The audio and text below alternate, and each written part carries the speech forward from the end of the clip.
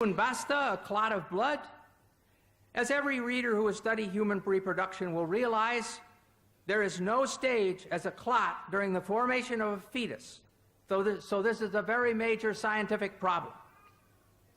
In the dictionaries of Wer and Abdennour, the only meanings given for alaka in this feminine singular are clot and leech.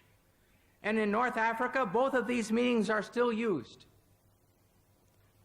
Many patients have come to me to ask for a clot to be removed from their throat. And many women have come to me and told me their period didn't come. When I say, I'm sorry, I can't give you medicine to bring your period because I believe that's a baby, they would say, Mazel dim, it's still blood. So they were understanding these ideas of the Quran. Lastly, we must consider the first verses which came to Muhammad in Mecca. These are found in the 96th surah called alaq, clots, from the very word that we're studying. In 96:1-2 we read, proclaim, in the name of your Lord who created man from alaq. Here the word is in the collective plural. This form of the word can have other meanings because alaq is also the derived verbal noun of the verb alika. The verbal noun usually corresponds to the gerund in English, as in the sentence, swimming is fun. Therefore, we could expect it to mean hanging or clinging or adhering. But the 10 translators listed above have all used clot or congealed blood in this verse too. In spite of the number and qualifications of these translators who use the word clot, the French doctor Maurice Bucaille has sharp words for them. He writes, what is more likely to mislead the inquiring reader is once again the problem of vocabulary. The majority of translations describe, for example, man's formation from a blood clot.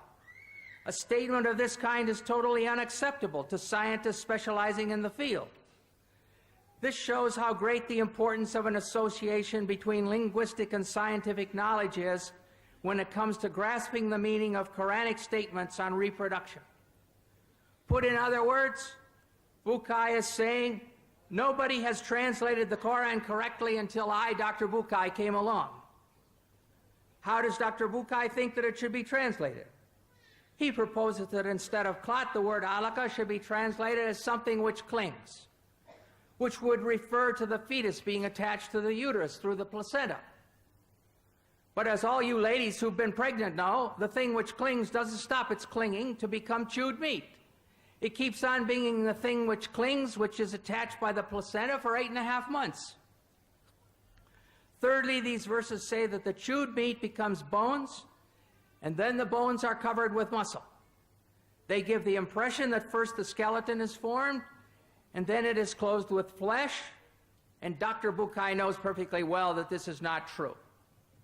The muscles and the cartilage precursors of the bones start forming from the somite at the same time. At the end of the 8th week, there are only a few centers of ossification started, but the fetus is already able to make muscular movement.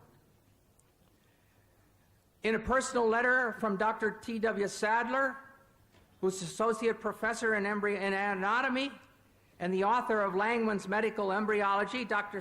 Sadler states, at the 8th week post-fertilization, the ribs would be cartilaginous, not bone, and muscles would be present.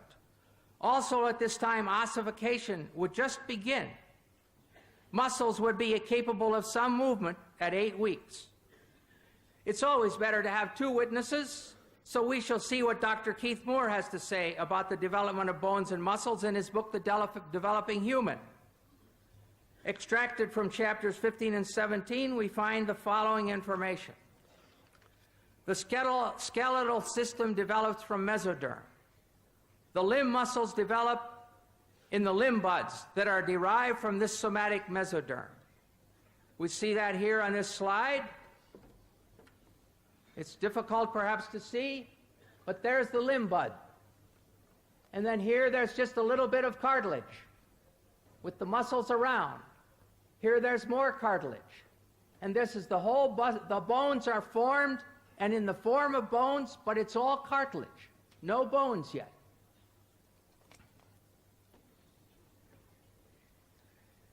This second slide shows how it forms. Here's here's the cartilage. Now, just the bone looks like cartilage. And then it starts to have some calcium deposited.